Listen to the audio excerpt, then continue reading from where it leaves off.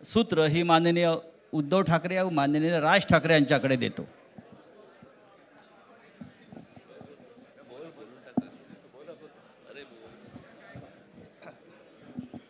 बघा, एवढं आमचं एकमत झालेलं आहे. सर्वांचं स्वागत करतोय. आणि आता संजय राऊत यांनी संयुक्त महाराष्ट्राच्या लढ्याची आठवण करून दिली. तो जो मंगल कलश आणला गेला तो काही सत्यनारायणाच्या पूजेसारखा आणला गेला नाही. त्याच्या मागे खूप मोठा संघर्ष झालेला आहे. 105, 107 किंवा त्याहूनही जास्त मराठी माणसांनी बलिदान देऊन मुंबई महाराष्ट्राला मिळवून दिली. आणि त्याची आठवण आज होणं स्वाभाविक आहे. कारण आम्ही आज दोघंही इथे बसलेलो आहोत, ठाकरे बंधू. आमच्या दोघांचेही आजोबा प्रबोधनकार हे संयुक्त महाराष्ट्राच्या लढ्यामध्ये पहिल्या 5 सेनापतींमधले एक सेनापती. त्यांच्यासोबत माझे वडील म्हणजे शिवसेना प्रमुख हिंदू हृदय सम्राट बाळासाहेब ठाकरे, राजचे वडील म्हणजे माझे काका श्रीकांतजी ठाकरे, म्हणजे अख्खं ठाकरे घराणं त्यावेळेला मुंबईसाठी संघर्ष करत होता. त्याच्यानंतरचा इतिहास मी काही आता तुम्हाला सांगत बसत नाही. पण मुंबई महाराष्ट्राने मिळवल्यानंतर मुंबईमध्येच मराठी माणसाच्या उरावरती उपरे नाचायला लागले. आणि त्यावेळेला न्याय हक्कासाठी शिवसेना प्रमुखांना शिवसेनेला जन्म द्यावा लागला. साधारणतः 60-65 वर्ष आता होतील. पुढच्या वर्षी शिवसेनेला 60 वर्ष होतील. इतकी वर्ष व्यवस्थित गेली. आणि आज परत आपण पाहतो आहोत की मुंबईचे लचके, मुंबईच्या चिंधड्या उडवायच्या हे मनसुबे त्यावेळेला ज्यांना मुंबई पाहिजे होती त्यांचेच प्रतिनिधी, जे वरती दोघं जण, वरती म्हणजे इकडे नाही दिल्लीत बसलेले आहेत, त्यांचे मनसुबे आहेत. आणि आत्ता जर का आपण भांडत राहिलो तर मग तो जो काय संघर्ष, ते जे काय हुतात्मा स्मारक आहे त्याचा मोठा अपमान होईल. आज आम्ही आमचं कर्तव्य म्हणून एकत्र आलेलो आहोत. आणि मी मागेच म्हटलं, एकत्र आलो आहोत ते एकत्र राहण्यासाठी. यापुढे मुंबईवरती आणि महाराष्ट्रावरती कोणी वाकड्या नजरेने किंवा त्यांच्या कपटी कारस्थानाने महाराष्ट्राला मुंबईपासून किंवा मुंबईला महाराष्ट्रापासून, मराठी माणसापासून तोडण्याचा प्रयत्न करेल, त्याचा राजकारणात खात्मा केल्याशिवाय राहणार नाही. शपथ घेऊन आम्ही मैदानात उतरलेलो आहोत.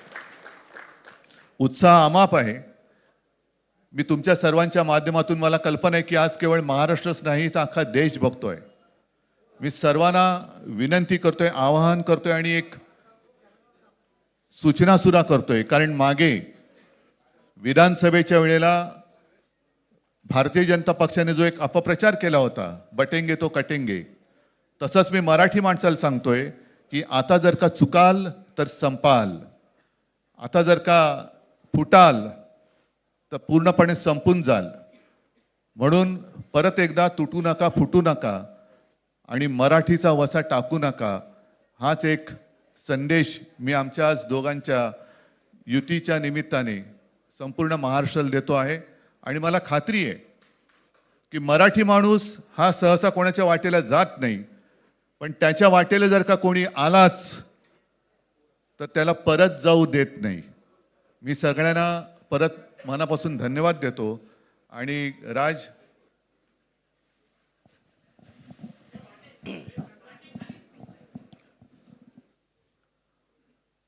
आपणा सर्वांचं मी मनपूर्वक स्वागत करतो.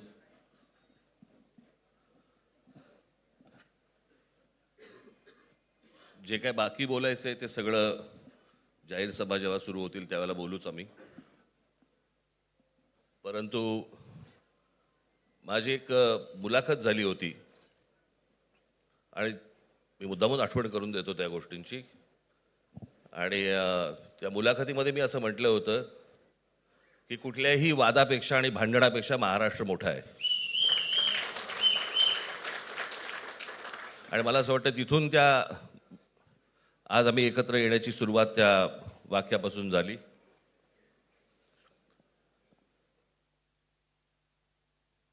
कोण किती जागा लढवणार, आकडा काय,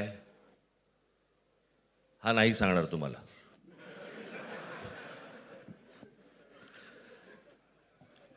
महाराष्ट्रामध्ये सध्या लहान मुलं पळवण्याची खूप टोळ्या फिरतायत. त्याच्यामध्ये 2 टोळ्या अजून जास्ती ॲड झालेल्या आहेत. ते राजकीय पक्षांमधली मुलं पळवतात आणि जे निवडणुका लढवणार आहेत त्या लढवणाऱ्या सर्व उमेदवारांना दोन्ही पक्षांकडनं उमेदवारी दिली जाईल. ती कधी भरायची, केव्हा भरायची ते आपल्याला कळवलं जाईल. आज फक्त आपल्या समोर एकच गोष्ट मी आपल्याला सांगू इच्छितो की बरेच दिवस ज्याची प्रतीक्षा महाराष्ट्र करत होता, ती शिवसेना आणि महाराष्ट्र नवनिर्माण सेनेची युती झाली, हे आज आम्ही आपल्याला जाहीर करत आहोत.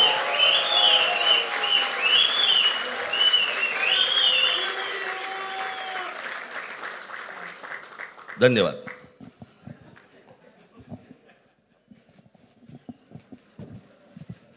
आकड्याचा खेळ संपला ते बरं झालं. नाही, आकड्यांचा खेळ आता सांगायचं नाही.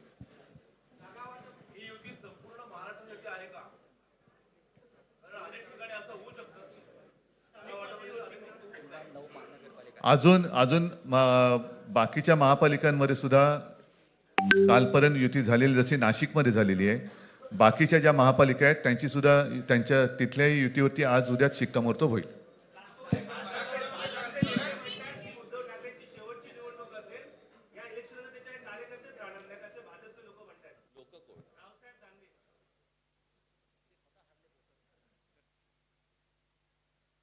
त्यांच्यावरती प्रतिक्रिया देण्याच्या तरी पातळीचे राहिलेत का ते?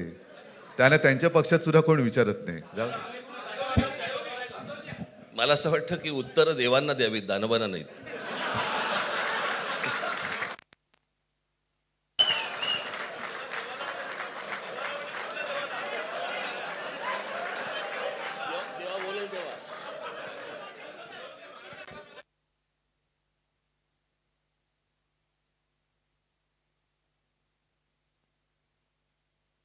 मुंबईचा महापौर मराठीच होणार आणि तो आमचाच होणार.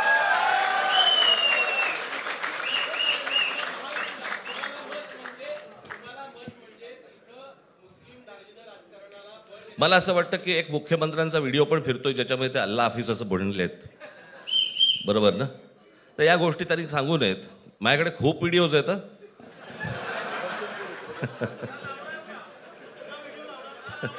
काय ते काय बोलतात त्याच्यावरती माझे व्हिडिओ तयार असतील.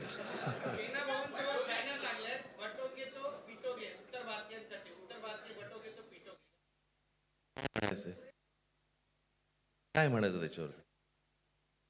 सगळ्यावर कसं बोलायचं रे?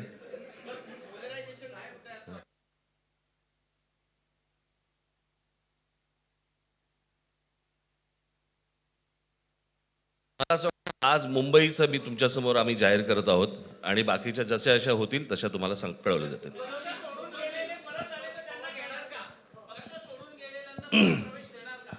मग कोण गेलेत?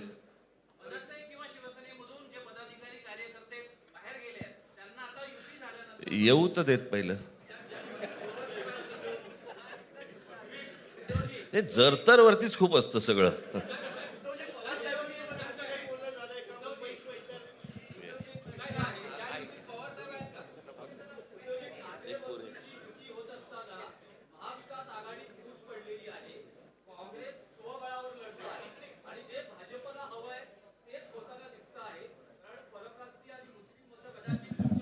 भाजपला काय हवंय ते भाजपने पाहावं, मराठी माणसाला काय पाहिजे ते आम्ही पाहतो.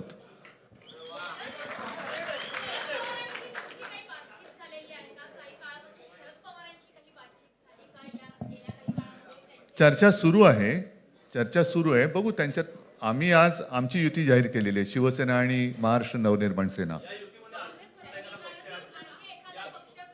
जे जे महाराष्ट्रप्रेमी आहेत त्याच्यात काही भाजपातले सुद्धा अस्सल मराठी आहेत, ते सुद्धा येऊ शकतात. ही महाराष्ट्र रक्षणासाठी महाराष्ट्रप्रेमींची युती आहे. त्याच्यात काही जण भाजपमध्ये सुद्धा आहेत, त्यांना हे जे काही चालले ते पाहवत नाहीये किंवा सहन होत नाहीये, ते सुद्धा येऊ शकतात.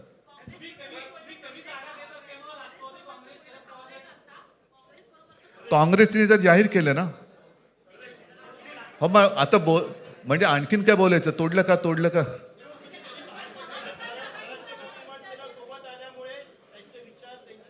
बघा, मला बाकी कोण काय म्हणते त्याच्याशी काही कर्तव्य नाही.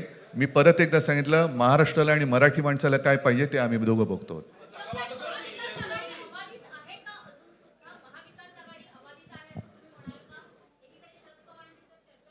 सगळे पक्ष बाहेर पडून आघाडी अबाधित आहे.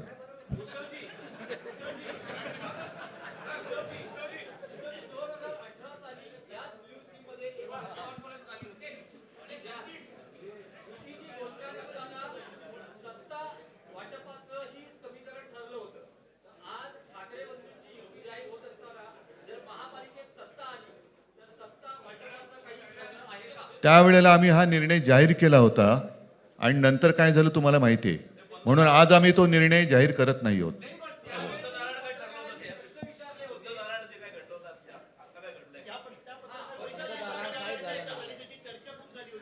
आता आमचं दोघांचंच घर आहे ना, दार बंद कशाला करायचं? ठीक आहे, चला. मला असं वाटतं बाकीच्या प्रश्न आता काही तसं काही नाहीये. निवडणुकीपूर्वी अरे झालेलं आहे ना जागा वाटप. माझी निघताना फक्त एकच छोटी विनंती आहे. ज्यांचं मुंबईवरती, महाराष्ट्रावरती, मराठी माणसावरती प्रेम आहे, अशा सर्व माझ्या पत्रकार बांधवांना, भगिनींना माझी विनंती आहे की आमच्या पाठीमागे उभे राहा. धन्यवाद.